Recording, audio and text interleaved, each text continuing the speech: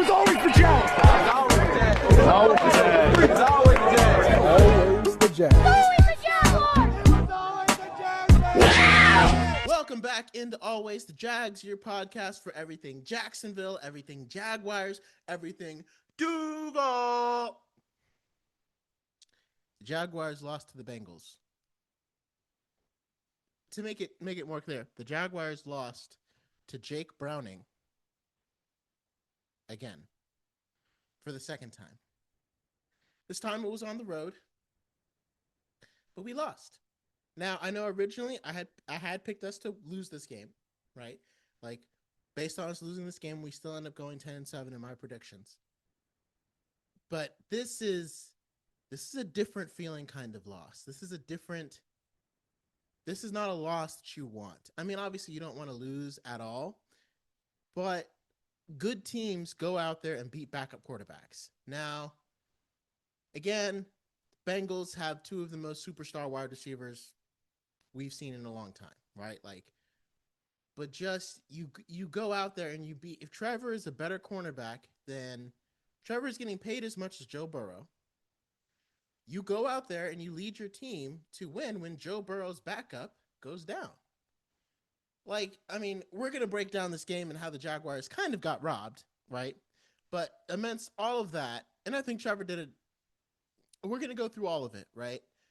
But at the end of the day, that's what good quarterbacks do. That's what a quarterback, if you get paid as much as Joe Burrow does, you go out and you beat his backup. It's just really that simple. And that's why a lot of Jaguars fans are upset, even though, yes, the Bengals are a tough team. Yes, the Bengals are a playoff contender. Yes, the Bengals, were the only team that have beaten the Chiefs in the AFC Championship over the last 3 years, right? 4 or 5 years.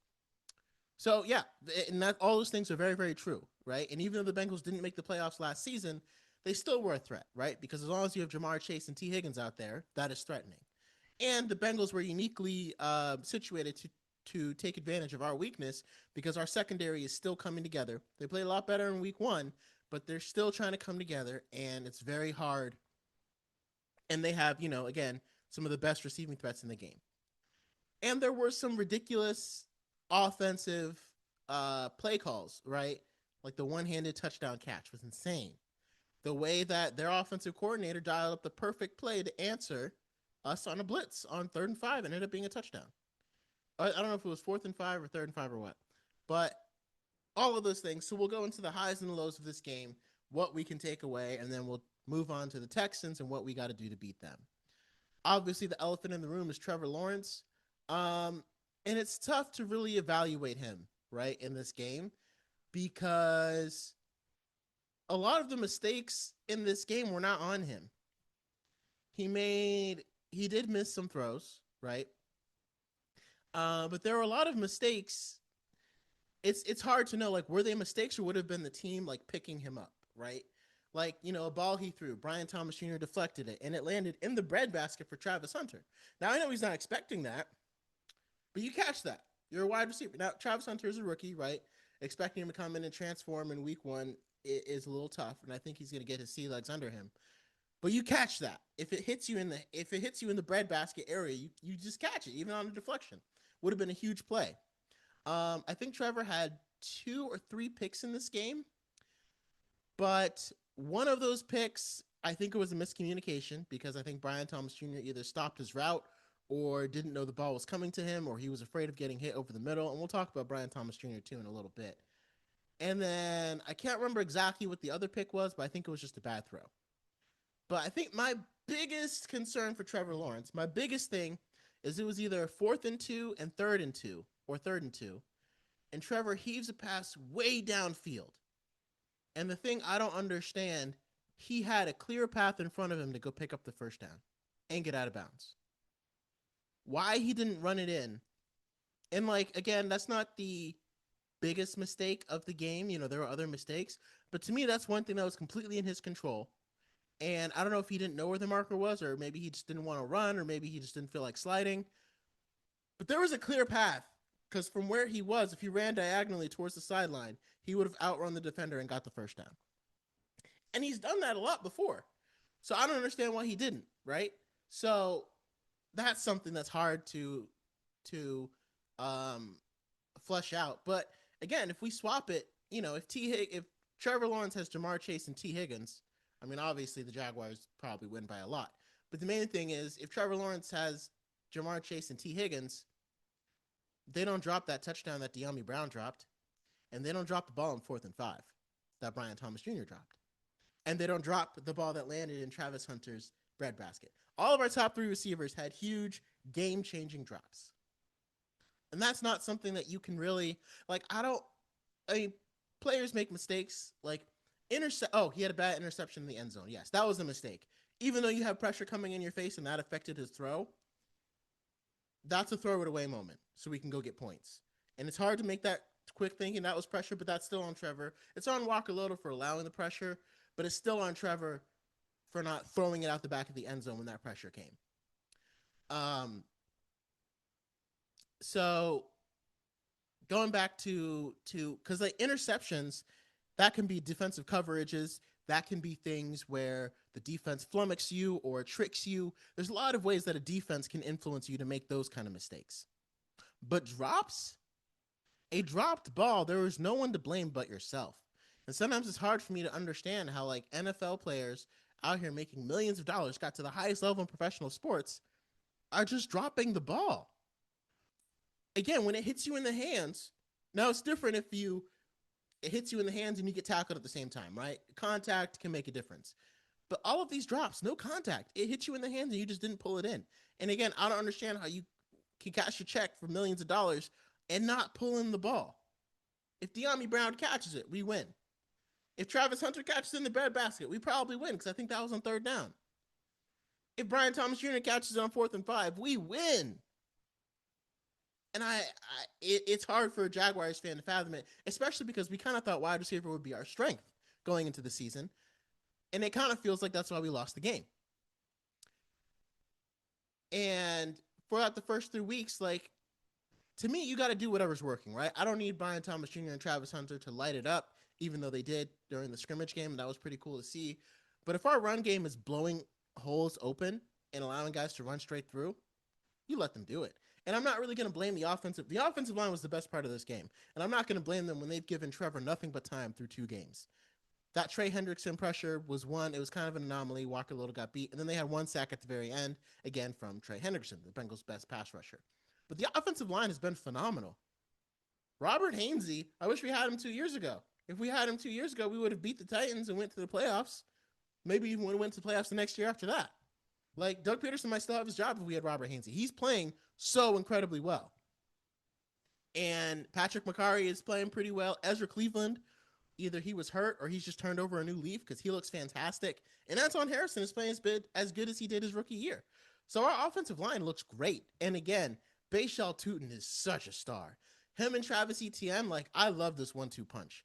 And every time, and I love it because it feels like they're competing against each other. It feels like Bashal Tutin is like, nah, I want to be the running back 1. And Travis Etienne is like, okay, well, every time you think that you're going to outplay me, I'm going to outplay you. And it's making them better. Like, again, it's hard to explain, but everyone knows that Travis Etienne's spot was a little bit precarious coming into the season. And the way he's responded just gives me so much hope and faith and confidence in Etienne. I'm at the point where I'm like, I wish we had picked up the option so we could re-sign him, but we'll see what happens in the offseason. But it feels like they're both making each other better because Bashal Tutin, he runs like he's hungry to get to get the running back 1 spot on our team. And Travis Etienne runs like, no, I'm not giving it up. And it's great. We just need our wide receivers to have that same mindset. Like, we need Brian Thomas Jr. to run out there like Travis Hunter is coming for his spot. And we need Travis Hunter to play like, I want to take the wide receiver 1 spot from Brian Thomas Jr. That's the mentality I see when I see the way Etienne and Bashal Tutin run. Etienne is running harder than he ever has in his entire life, and Bashal Tutin is already shown that he's more explosive than I even thought he was going to be. He's playing better than every running back drafted ahead of him. 2 guys went in the first round. Ashton Genty is doing, he'll probably get better, so is Amari Hampton. But if you ask who's the most explosive rookie back, Bashal Tutin. It's not even a question. He's outplaying every single running back this year. Just look at his touchdown. That's a Bijan Robinson type of move. Stuck his foot in the ground. He made the beautiful thing about that is like when you have players that can do that, he nullified like 3 or 4 Bengals defenders on that one play, just taking it in a touchdown, which means you can have blockers free up for other guys. And it also means the Bengals have to allow other defenses are going to have to allocate more guys to stop Bashal Tutin, which means we'll have more guys to help get Bashal Tutin to the next level.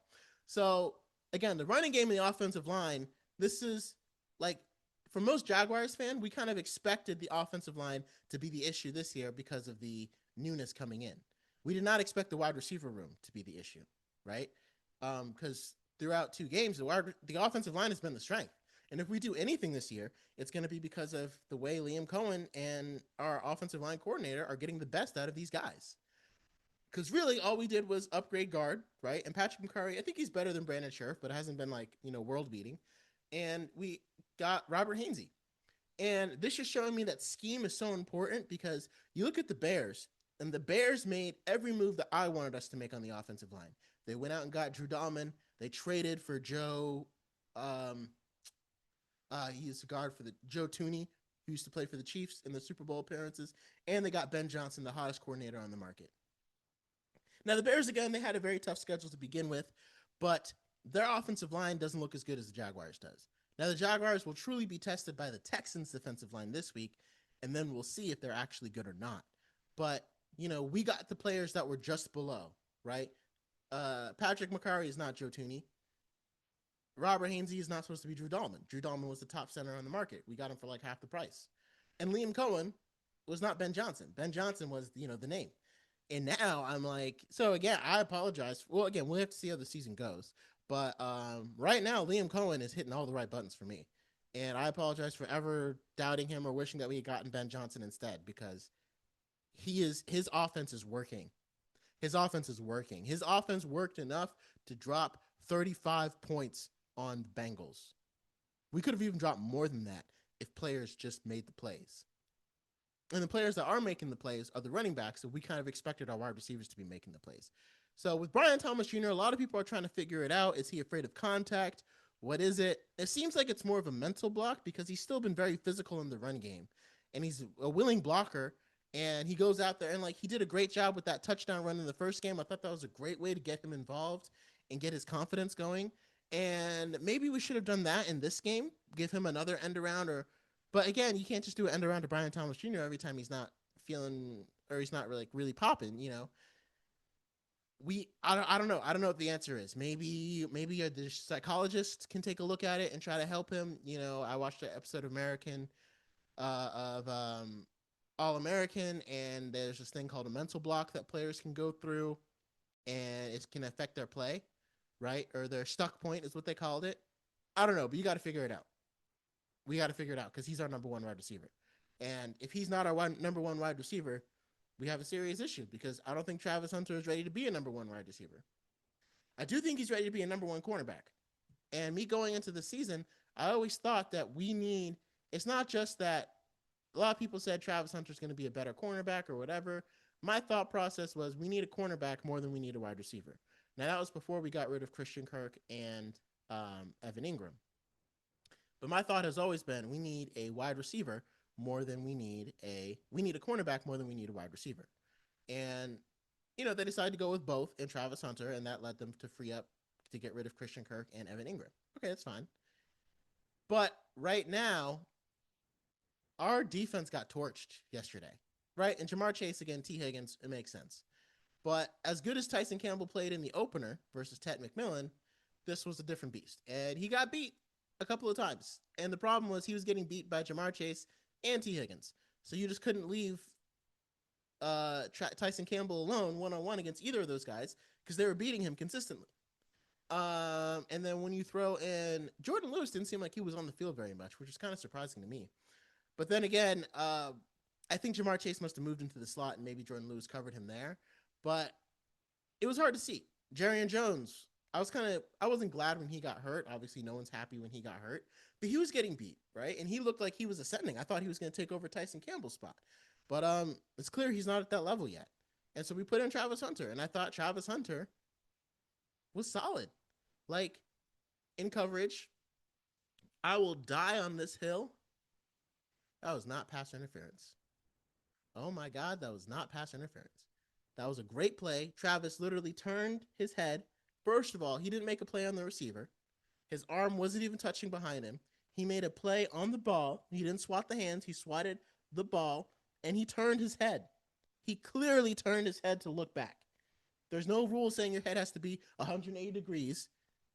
Like, the rule is you have to be looking at the ball and not the receiver you're covering in order for it to not be pass interference. That wasn't pass interference. That was the most ridiculous call I've seen all game, and it cost us the game. Because if that's not called, we just kneel at the clock. Jaguars for 2-0. Ridiculous. Travis Hunter made a great play. But like they said, you can't rely on the refs because you know it would have been easier to win? Catch the 3rd and 5 for a touchdown. Or, and the thing is, like, all of that dynamically changes everything. If you catch that touchdown, we don't go for a field goal there, right? So then later on, when it ended up being 4th and 5 in our red zone, we do go for a field goal. So now we're up by 2 scores instead of having to score a touchdown there. The Bengals couldn't have won. It all came down to just catching that one pass, you know? And again, I still maintain if Trevor had just ran for that, it was either 3rd and 2 or 4th and 2. If he had just ran for it, he would have gotten it. And we could have continued to push the clock and put up more points. So, you know, we were bound to see a little bit of the kinks of Liam Cohen's offense. But from what I'm seeing, he's got answers for this stuff, and it's working. I think he probably needs to work to try to scheme Brian Thomas Jr. open a little bit more. And I think the problem that Brian Thomas Jr. is having to deal with is people are keying in on him. He's a target. He went out and played so well last year. That made him the target, right? Defenses are going to key on him. He's going to get doubled, and it's going to be tough. Now, in theory, that should open things up for Travis Hunter. But again, I think people are questioning whether, you know, the two-way thing is working. It's week 2 of the NFL season, right? He wasn't going to be a Pro Bowl cornerback and wide receiver in the first game. But if you ask me, Travis Hunter made the game-saving play, even though it was called for a stupid pass interference. If that's not called, that's a game-saving play, and Travis Hunter vaults to the conversation, to the top conversation for Defensive Rookie of the Year. 100%, without a doubt, no question. I'll say that again.